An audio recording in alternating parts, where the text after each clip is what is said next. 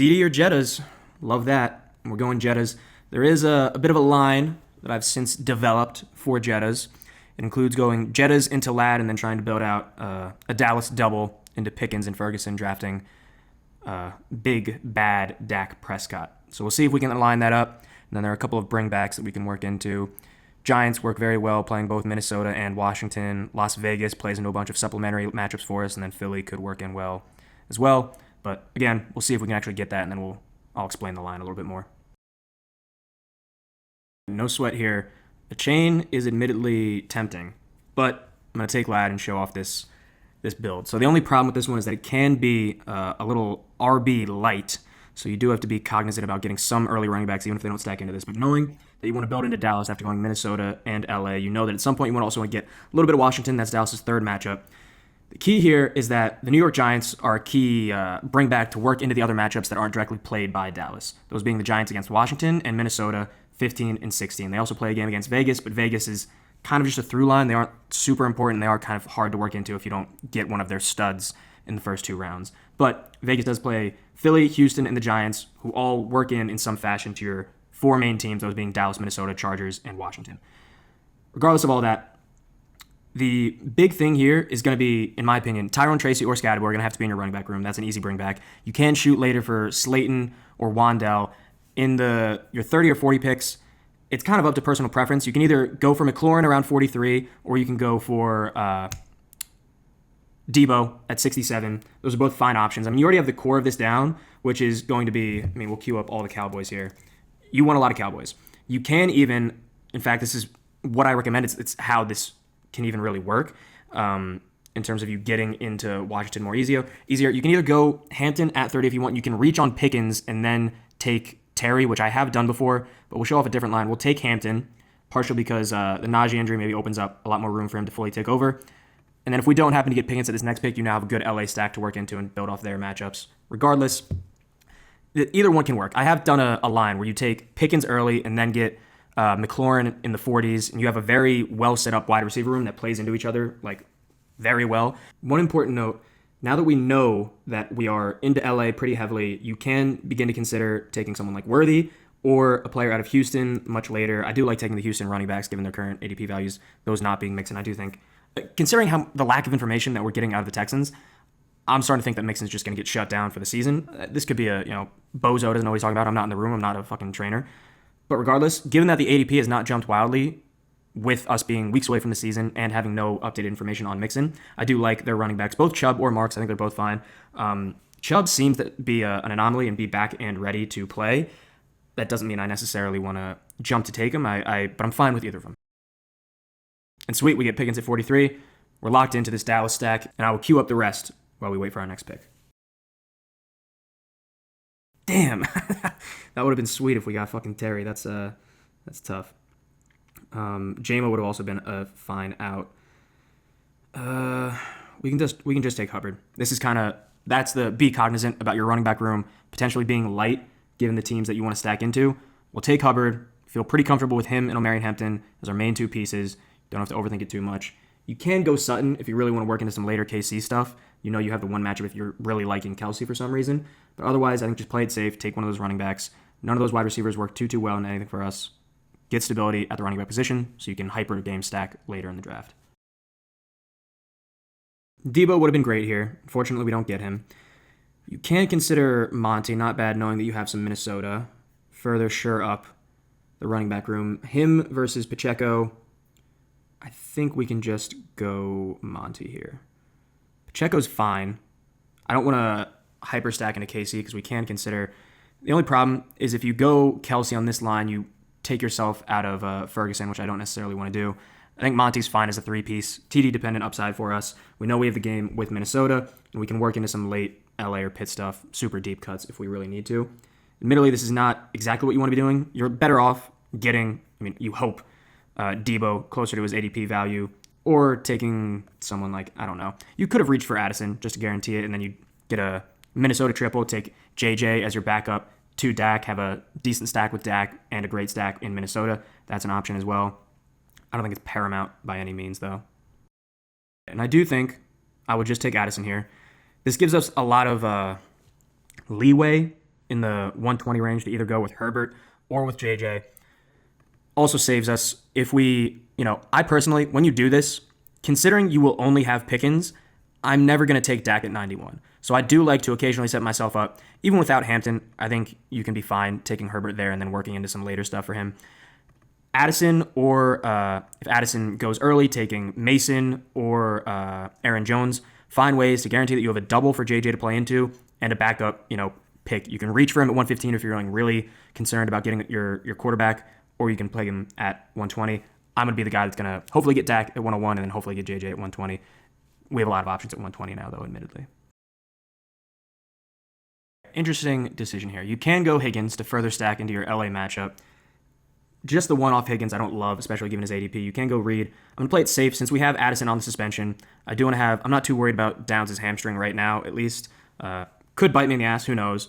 But I'm more comfortable knowing that Downs is going to get a fair share of targets. I do think one of the issues, while I really like Jaden Reed, I really like his ceiling, the reason that he's getting drafted this late is not only because of his current injury, but also the fact that he hasn't, separated himself as a target hog for the Packers offense. The Packers offense has been very share the wealth when it comes to wide receiver. I think with Daniel Jones at quarterback, Josh Downs might end up with like 120, 130 targets this year.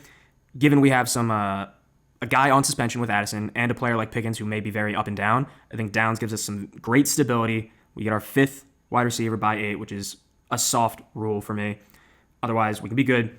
Could still take Higgins here if he's there on the board at this next pick. I don't think we have to, nor do we really want to anyway. We want to get Dak. Hopefully we get Dak, and then we'll work into some other stuff. I do think after we took Montgomery, even before taking the Addison thing, taking Montgomery instead of Pacheco positions you more towards taking JJ over taking Herbert, simply because of how the matchups line up. You now have Dallas and Detroit for Minnesota versus KC and Dallas for LA, but one of those two backs should be a regular target for you to open up your second quarterback more. People suck, man. But this gives us an opportunity to adjust. We currently have no Houston. Given our running back room is fairly safe, if you want to play for the ceiling, which we can in this lineup, I'm just going to go Mixon, and then at our next 2 picks, we'll reach on one of the quarterbacks. We'll likely reach on JJ first and then take Herbert with the second one. This guy admittedly does have CD, so there's a little bit of reason to him taking Dak, and that's going to happen sometimes. Like, while in your mind, in my mind especially, I think, hey, I just want the quarterback at ADP, let's do that. There's no guarantee of that. If Mixon plays this year, this lineup's a smash. I really don't think that's going to happen. But considering we're going to take at least one decent reach on a quarterback here, screw it. Like, let's play into set ourselves up well for both of them. This means that we have the second matchup for LA. We can take like Hollywood later, set ourselves up really well for LA. And this is no longer a Dallas lineup, but an LA Minnesota lineup. So while I like to position this as a Dallas thing, you still have the versatility to very easily transition if 1-2 picks don't line up well for you. All right, let's guarantee JJ.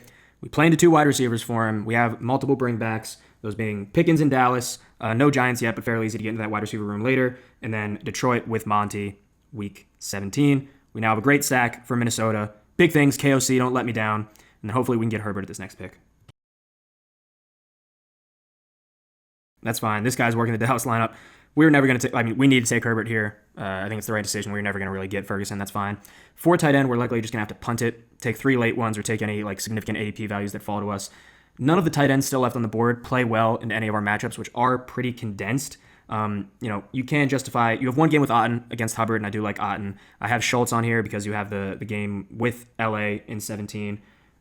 Not really much outside of that for him.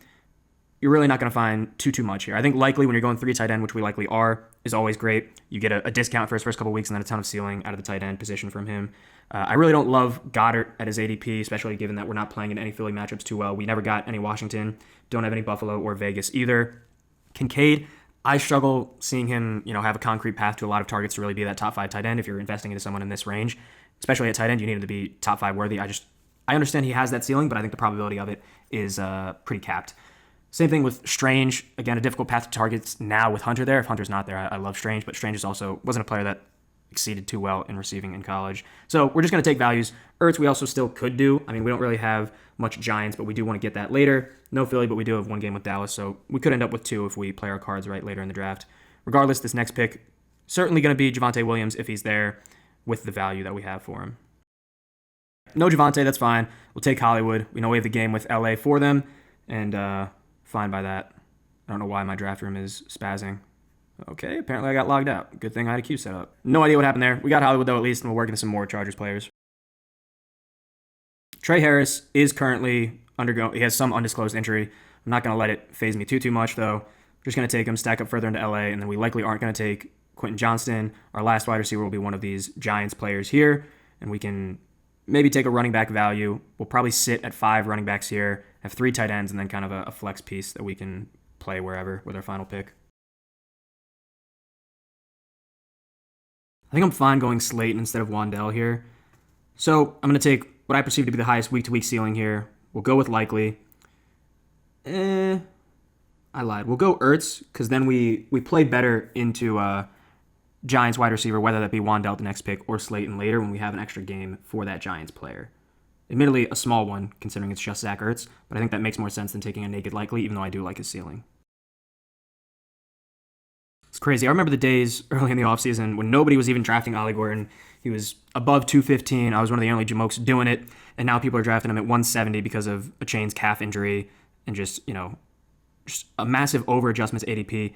If a Chain is out, Wright and Gordon will share the backfield. Gordon is not going to completely take over the backfield. Wright scopes out much more, to play like a Chain. I don't know. His style is much more similar to a Chain than Gordon's is. So just a very, very interesting over-adjustment to me.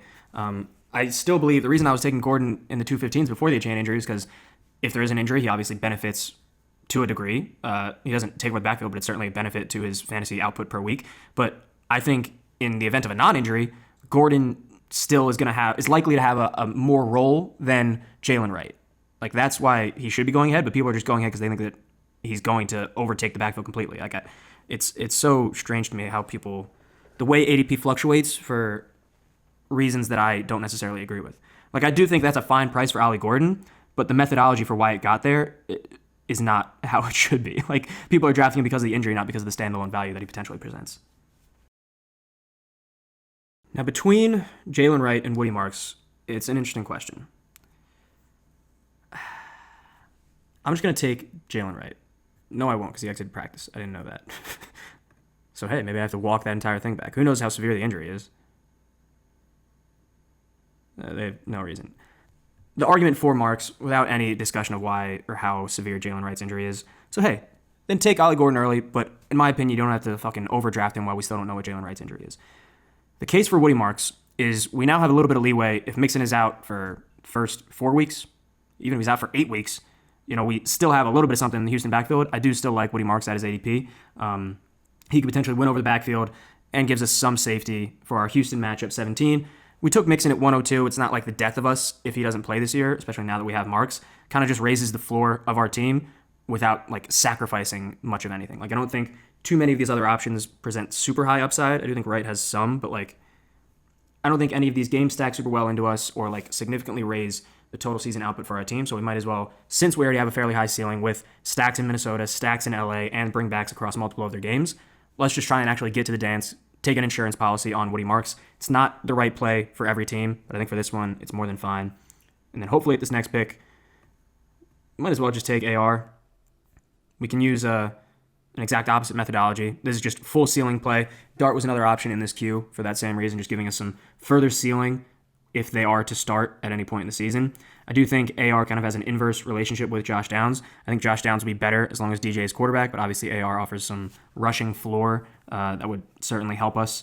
Could also help if either of our quarterbacks are ever out for a short span. We have another quarterback that will maybe play. Honestly, to be fair, I don't really care too much about AR. We can just take Rodgers 14, 13 spots after ADP and get another starter in the event of a short-term injury to either of our quarterbacks. I like that more than taking further upside with AR, considering, like I just said, I think we're fine upside-wise given the stacking that we've done. Any of these 3 tight ends are fine. Admittedly, Theo Johnson does play into more matchups for us, that having the one matchup with Ertz, 15, and then playing into Minnesota the week after. I mean, you know what? I was going to talk myself into Schultz having the clearest path to targets, but since we're going 3 tight ends, and neither of the other 2 are massive ceiling guys, if Johnson somehow becomes a favorite target of Dart or Russ, there's upside there given we have 2 games for him. Schultz certainly has the clearest path to targets. Theo Johnson might be a fucking burner pick, but after going safety with the last 2 picks, we can take some more ceiling with our final pick in Johnson and get our only Giants bring back, but one that maybe holds a little bit of value for a random tight end if Dart hopefully is the one playing at the end of the season and kind of sparks this offense up a little bit more. That's it, though, for today's draft. Hope you enjoyed. This draft did do something which I did not intend, which showed off the versatility of this line. I came in wanting to do a pretty heavy Dallas stack, and then we ended up going Minnesota and LA, getting the bringbacks in other areas. That's why I really like this line. Consider it the next time you do a sprint. Till tomorrow, be good, stay safe, draft well. Peace.